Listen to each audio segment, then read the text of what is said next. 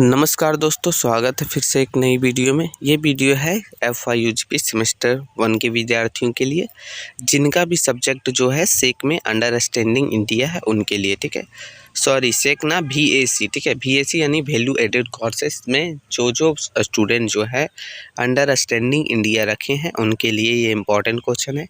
तो हम लोग का क्वेश्चन क्या बोल रहा है कि हड़प्पा सभ्यता की उत्पत्ति एवं विस्तार पर प्रकाश डालिए या तो डाले। ठीक है, चलिए हम लोग देखते हैं। सबसे पहले हड़प्पा सभ्यता क्या है ये आप लोग को समझना पड़ेगा, तो चलिए समझते हैं।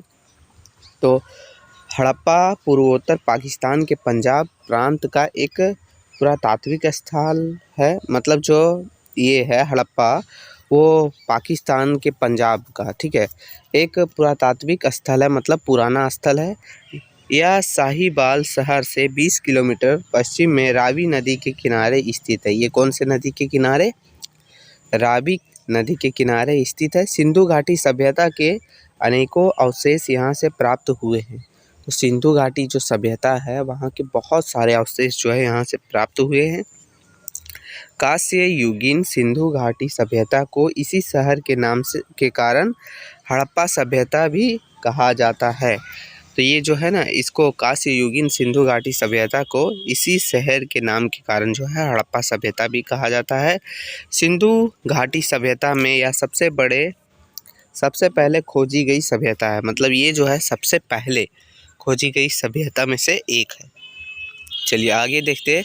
बोला है कि 1921 में जब जॉन मार्शल भारत के पुरातात्विक विभाग के निर्देशक थे, तब दयाराम साहनी के इस जगह पर सर्वप्रथम खुदाई का कार्य करवाया गया था।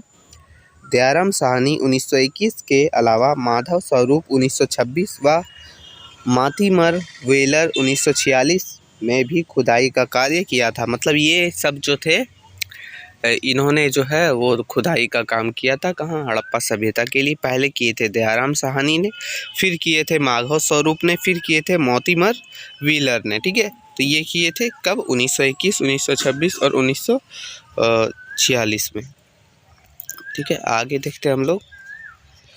तो साथियों आगे देखते हैं। इसके आगे बोल रहा है कि हड़प्पा सभ्यता का अधिकांश भाग जो है वो रेलवे लाइन के निर्माण के कारण नष्ट हो गया था। इस सभ्यता के तांबे के इक्का गाड़ी, उर्वरता की देवी, कांस्य दर्पण, मछुआरे का चित्र, गरुड़ की मूर्ति, अम्बल लोकितेश की मूर्ति साक्ष्य के रूप में मिला था। मतलब ये जो है वो मिला था जो प्रूफ के रूप में। ठीक है, जब वहाँ गए थे खुदाई करने के लिए तब ये सब मिला था। ठीक है, चलिए अब है इसकी उत्पत्ति। तो हड़प्पा सभ्यता की उत्पत्ति कैसे हुई? तो इसकी जो है सर जॉन मार्शल ने 1921 में हड़प्पा सभ्यता की प्रारंभिक खुदाई करवाई थी। दक्षिण एशिया कांस्य युग की सभ्यता का घर था। सिंधु घाटी की घाटियों में सिंधु घाटी सभ्यता का विकास हुआ। इस सभ्यता में एक बड़ा क्षेत्र शामिल था, जिसमें सिंधु मैदान, उत्तरी राजस्थान और पश्चिमी भारत का कठियावाड़ क्षेत्र शामिल था। तो ये था उसकी उत्पत्ति। अब है इसका विस्तार देखते हैं, मतलब कहाँ से कहाँ तक फैला है। तो हड़प्पा सभ्यता जो है वो भारत भूमि पर लगभग 13 लाख वर्ग किलोमीटर के क्षेत्र में त्रिभुजाकार स्वरूप में फैली हुई है।